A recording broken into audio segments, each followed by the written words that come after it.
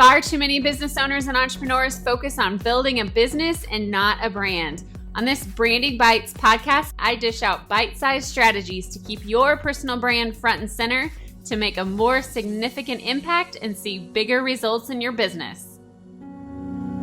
Hey there, it's Kristen Korn, and you're listening to the Branding Bites podcast, episode number 29, How to Stay on Trend While Remaining on Brand. All right, so as an online marketer, it's important to keep a close eye on what's trending around us, whether you're a local business like a brick and mortar or you're an online entrepreneur. You want to deliver relevant and relatable content to your target market, but at the same time, you need to stay within your content strategy.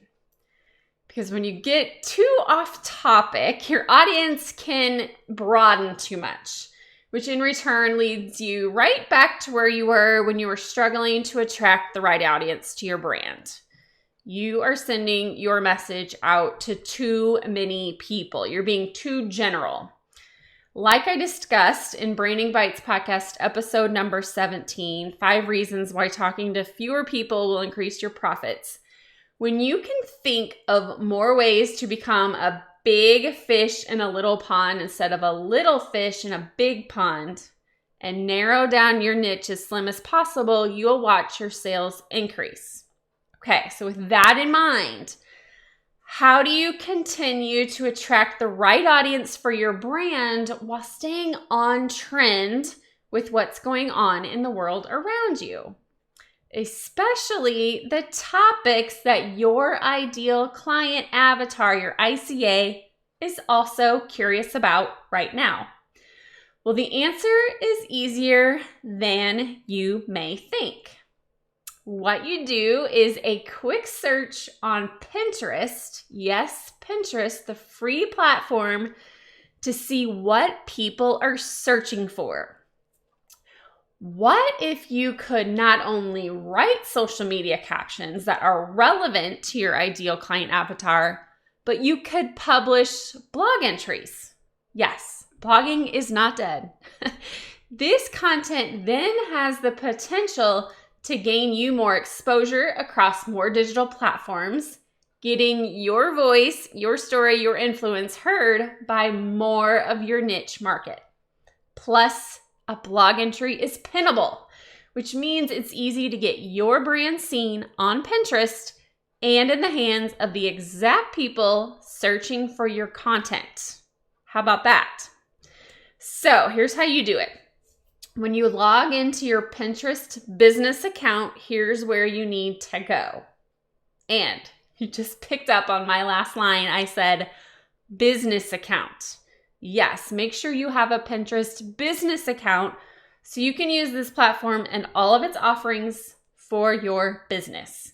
And if you aren't yet using Pinterest for your business, go back to Branding Bites podcast, episode number 27, How Pinterest Marketing Can Be Your Biggest Lead Generator with special guest Jennifer Burkhart, where you can learn all about the benefits of using Pinterest for your business, whatever your business may be about.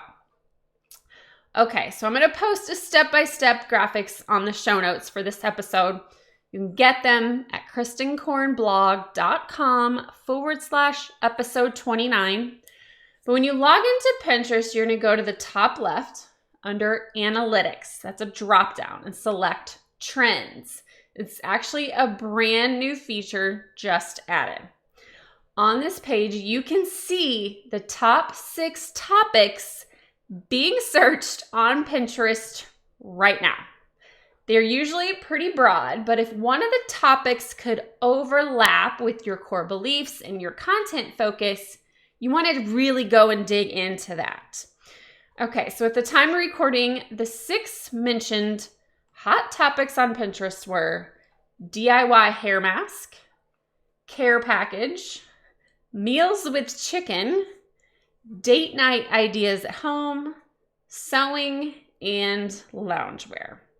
Okay, so thinking of my brand consulting company, there's several that I'm going to cross out right away. Meals with chicken, probably not. Sewing, probably not. Hair mask, probably not. But when I'm really looking at this list, I want to select topics that relate not only with my personal influence, meaning I'm going to have a lesson or a story to share around that idea, but the topic needs to serve my niche audience as well. I mean, I'm definitely not going to pick anything that is like here today, gone tomorrow. So maybe the hair mask thing, I'm not even sure what that is. That's why when I keep with my content strategy and see which of these trending topics could fit into what I'm already building my community around, you want to pick a trending topic that works. So considering my ideal client avatar works from home most of the time and enjoys weekends with their kiddos, loungewear would be a topic I could dig into. Knowing everything about your ideal client avatar is key. Oh my gosh, key to choosing the right topics. So be sure you do some brand discovery beforehand. And if you need help in this area, just pick up my Content Connection Playbook. It covers step 1 of my Stay in Your Lane brand method. It's a 7-day mini course and digital asset bundle, which is going to turn your brand influence into content that creates deeper connections in just 1 week. So it's the first step to make your business more profitable faster. You can learn more at kristenkorn.com/mini course. And then here's a little trick. If none of those mentioned 6 hot topics work for your brand, just refresh the page. There's actually more trends that will show up and rotate when you refresh. So when I click on this loungewear topic, Pinterest shows me the current line graph to give me proof of the topic popularity. And sure enough, it is highly searchable right now. They also include other related keyword searches along with their respective line graph. But looking at them, none came even close to the popularity of just the keyword loungewear. At the bottom of the page, they include about 6 pins that include that trending search word. So you can click on each of those pins. And this is a great place I like to get title and subject ideas for your own pins. So when I think of my brand influence, which based on my teachings is my layers and layers of pivots, life cycles, lessons, and experiences, I want to bring my own story of loungewear. And since this will be a connection post, and like I discussed on last week's episode number 28, this is the type of content I use to form a relationship with a possible lead or client, or deepen a relationship with a current reader. So using my S3 caption writing framework, like I shared in last week's episode, I would do 3 things in this caption, in this blog, whatever the content looks like. I'm going to state a reality statement, share a brand influence moment, and shout out my belief. So you can head to the show notes for this episode to get a link to a blog post and Instagram caption I made about loungewear.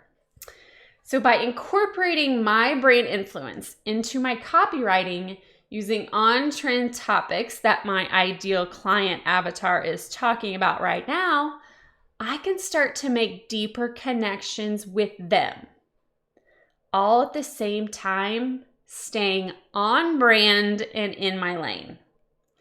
So what I did was I pulled from a past experience with loungewear and shared my belief about it when it comes to purging while moving and working from home. It's a story that was relatable to my ideal client and one that they can read and insert themselves into. So using this tip on searching Pinterest for trending topics, I hope you can get a sense of how simple it can be to continue to appeal to your niche audience while also expanding your content just a tad from what you may already be posting about. If nothing else, you can use your blog analytics to learn more about what your ideal clients want to see from you. All right, purpose-driven CEOs, until next time, keep putting purpose behind your brand, and thank you so much for tuning in to this episode of the Branding Bites podcast. I'd love to hear from you, so hop on over to Instagram at Stay in Your Lane Brand and drop a comment. And if you're feeling extra gracious, please leave a review wherever you caught this podcast. You can dive into the show notes for this episode and all episodes at brandingbitespodcast.com. And if you love this podcast, please share it with a friend. Thanks for tuning in.